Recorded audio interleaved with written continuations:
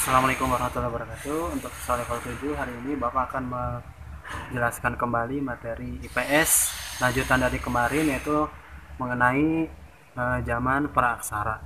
Saat ini Bapak berada di sebuah masjid yang berada di komplek pemerintahan Kabupaten Bekasi.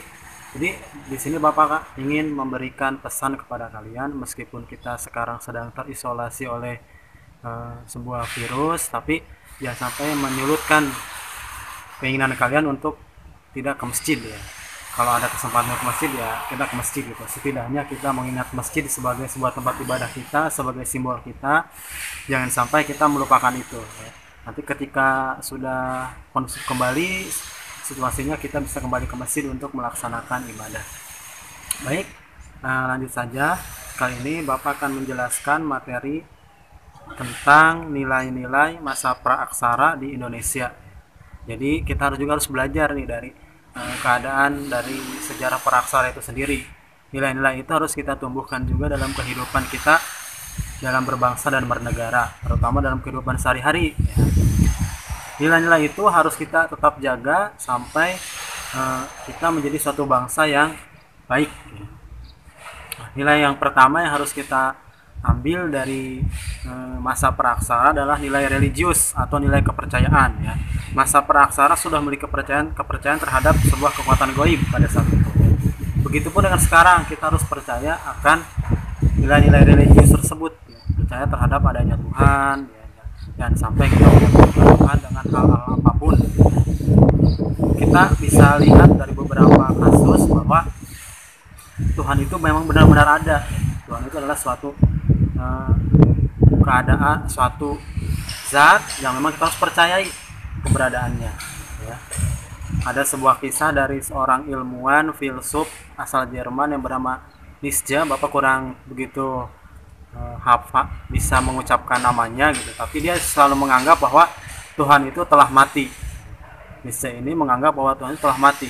Dia mengagung-agungkan teknologi, ilmu pengetahuan yang dia miliki. Tuhannya adalah teknologi, kitabnya adalah ilmu pengetahuan, agamanya adalah ilmu-ilmu gitu kan. Nah, dia tidak mempercayai adanya Tuhan ya. Dia orang yang sangat hebat, tapi pada saat akhir hayatnya dia itu gila akhirnya, seperti itu, karena terlalu mengutamakan kepentingan dunianya. Lalu ada lagi ilmuwan yang bernama Karl Marx. Dia itu menganggap bahwa Tuhan itu tidak ada. Dia itu adalah seorang filsuf yang pertama kali mengatakan bahwa manusia itu hidup yang menciptakan Tuhan, bukan Tuhan yang menciptakan manusia, kata dia gitu. Karena dia menganggap bahwa manusia yang tidak mendapatkan surga di dunia lalu berhayal bahwa ada Tuhan yang akan menciptakan surga di akhirat kelak, sehingga dia tidak percaya dengan adanya Tuhan. Makanya dia menjadi seorang yang ateis seperti itu. Tuhan itu merupakan suatu kebenaran yang postulat. Bahwa tadi kebenaran yang postulat adalah kebenaran yang tidak bisa dijangkau oleh akal pikiran manusia tentang keberadaan Tuhan gitu ya. Tuhan itu benar-benar ada. Jangankan kita ingin melihat Tuhan gitu. Logikanya gini aja deh gitu. Kita kan makan atau minum susu gitu. Minum segelas susu yang kita yakini itu ada vitaminnya, namun kita sendiri tidak bisa melihat vitamin itu seperti apa gitu. Tapi kita meyakini bahwa vitamin itu sangat berguna bagi tubuh kita. Itu vitamin gitu. Kita tidak bisa lihat, apalagi Tuhan yang menciptakan ini vitamin tersebut gitu. Nah, di zaman praaksara ini sendiri, mereka orang-orang pada zaman itu sudah melihat atau sudah memahami adanya Tuhan. Mereka mempercayai bahwa pohon rimbun yang tinggi besar, hutan lebat, juga gua yang gelap, pantai laut atau tempat lainnya dipandang keramat karena ditempati oleh roh halus atau makhluk gaib. Nah, mereka meyakini seperti itu.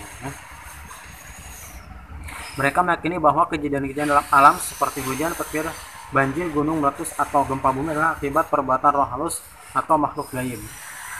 Jadi mereka itu meyakini ini ya. Sudah memiliki keyakinan bahwa akan adanya Tuhan. Lalu nilai yang kedua yang patut kita teladani adalah nilai gotong royong. Nilai yang harus kita teladani dalam kehidupan sehari-hari. Nilai gotong royong. Masyarakat praaksara hidup secara berkelompok serta bergotong royong untuk kepentingan bersama. Contohnya membangun rumah yang dilakukan secara bersama-sama. Budaya gotong royong juga dapat terlihat dari peninggalan mereka berupa bangunan-bangunan batu besar yang dapat dipastikan dibuat secara gotong royong. Jadi mereka juga sudah mengenal adanya gotong royong, hidup bersama, hidup sebagai suatu kaum, mereka melakukan hal itu. Ya, jadi tidak hidup individualis seperti negara-negara kapitalis, hidupnya yang individualis, negara bebas gitu kan, hidupnya kapitalis. Tapi di negara kita ini adalah negara yang menjunjung tinggi sekali gotong royong, sehingga nilai-nilai gotong royong harus kita junjung tinggi.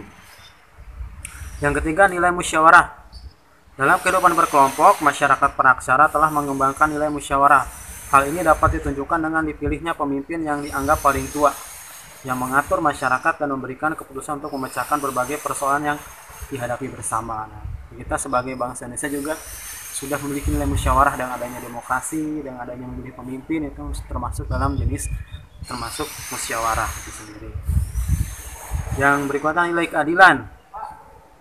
Nilai keadilan sudah diterapkan dalam kehidupan masyarakat praksara, itu adanya pembagian tugas sesuai dengan kemampuan dan keahliannya. Ya, tugas antara kaum laki-laki berbeda dengan kaum perempuan. Hal ini mencerminkan sikap yang adil. Itu keadilan ya. Kalau dalam Pancasila itu sendiri ada keadilan sosial bagi seluruh rakyat Indonesia, itu terdapat dalam sila kelima ya.